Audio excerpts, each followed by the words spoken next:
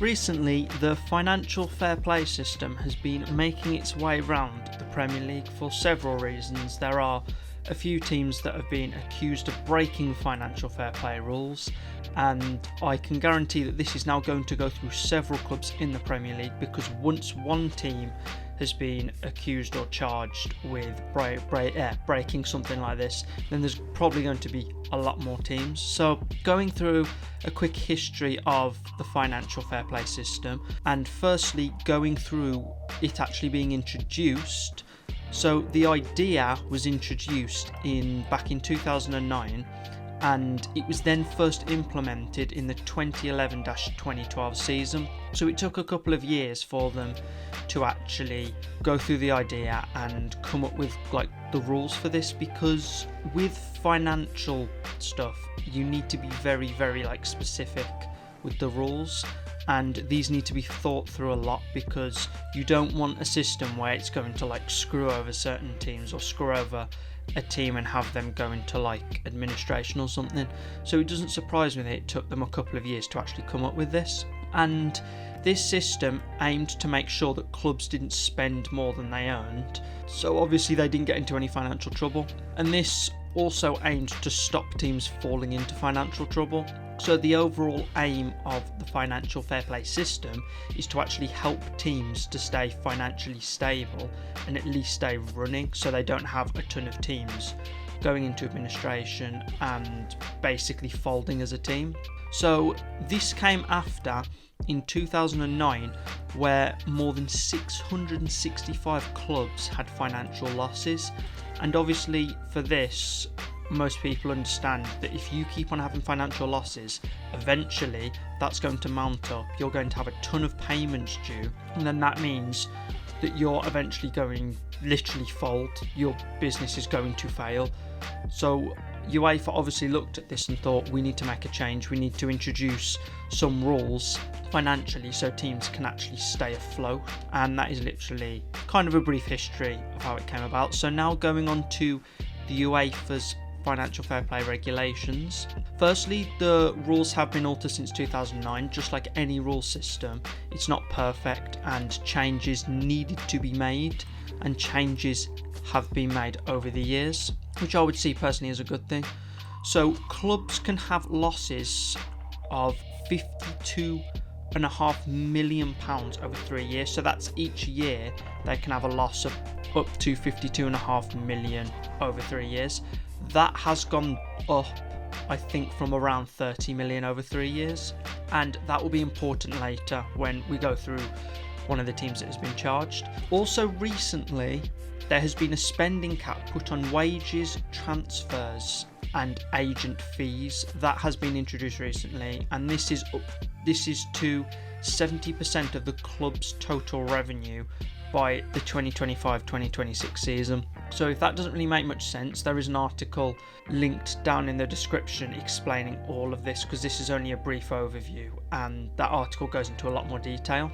So this one, spending cap on wages, transfers and agents fees, has recently been introduced, which does make sense. This is up to 70% of the club's total revenue, because there are some clubs that would spend more or less the entirety of their revenue on that, and as we have seen recently, some teams have had trouble kind of keeping up maintenance and things like that. Also, alongside this, clubs are expected to settle overdue payments in certain time frames as well, so there's no kind of kicking the can down the road and putting money in to be paid back in future years. They have to pay certain amounts of money in certain time frames, otherwise there will be punishments for that. Because also, again, there are a lot of clubs that just kick the can down the road literally every season, and I'm not going to mention any clubs specifically. So also in the Premier League, there are a couple of specific regulations just for the Premier League clubs. So these are that the clubs have to pay fees, wages and tax bills on time. I'm not sure what that's like in any other league specifically, but in the Premier League they have to pay all of those on time. They have to submit their accounts annually, so they have to annually submit their financial accounts basically all the money that has gone into that club and out of that club has to be submitted in an account, and do that every year. And then they also have to disclose any payments made to agents. So obviously that is mostly pointing at actual player agents, so any money that is paid to them, they have to disclose it. And moving on to one of the teams that has recently been accused of breaching financial fair play. Recently, Everton have actually been deducted 10 points, and this is obviously for breaking financial fair play rules.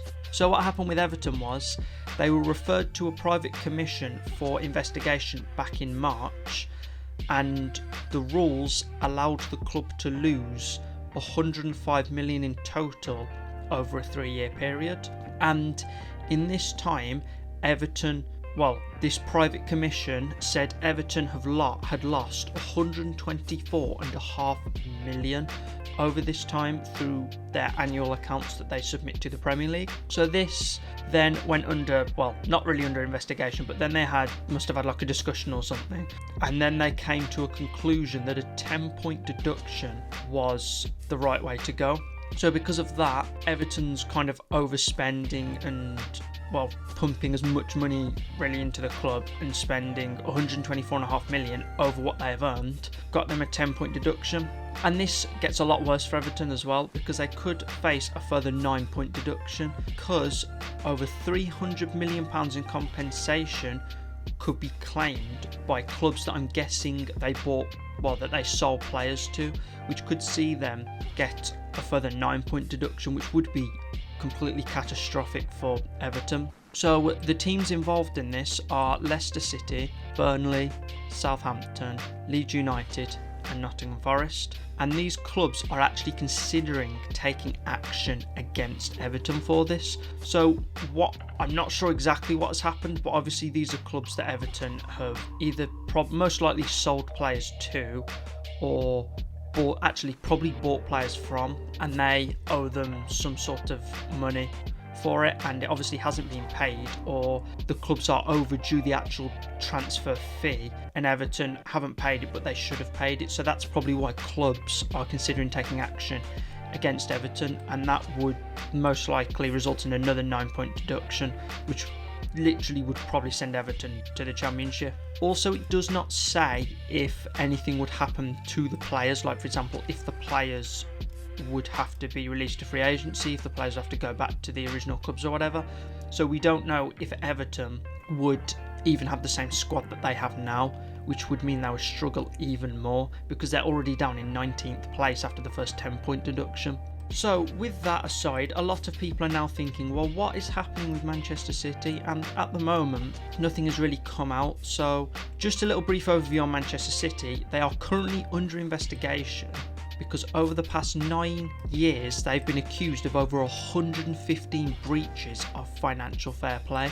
And I'm not going to go through all of those breaches. A link for those is in the description. There are articles that have literally gone through all of them. So a link for that will be specifically pointed out in the description. And the punishments for Manchester City are very, very severe.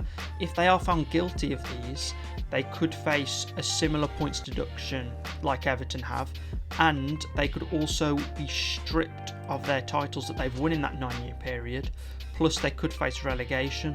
So at this point, if Manchester City were to be found guilty, this will completely destroy really the past 10 years of their history, and it will completely destroy their club, because to make the money back they would have to sell their best players, and they would probably also have to sell them at a discount because people would know that they're desperate to sell. So really the whole Everton being deducted points is a nightmare for Manchester City, because these charges had really kind of gone under the radar since they were first accused.